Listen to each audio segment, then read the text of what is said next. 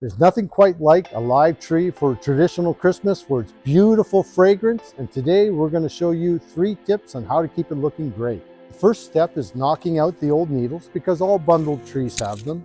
You need to stomp them on the ground 2 or 3 times to dislodge them. So there we are, all the old needles outside instead of on your carpet. The next step is a fresh cut of a 1/2 inch to 1 inch so the tree can draw up its water properly, and I get to use the chainsaw.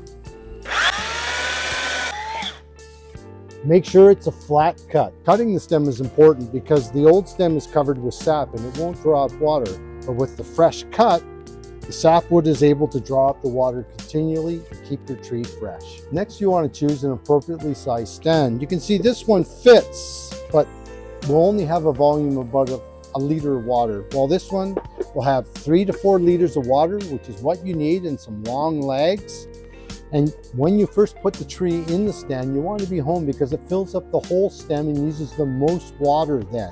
After that, then it's usually just once a day. You also have to remember tree stand size is important for counterbalance. You can see this small stem won't hold anything at all, while the larger one with the volume of water is going to hold your tree nice and steady.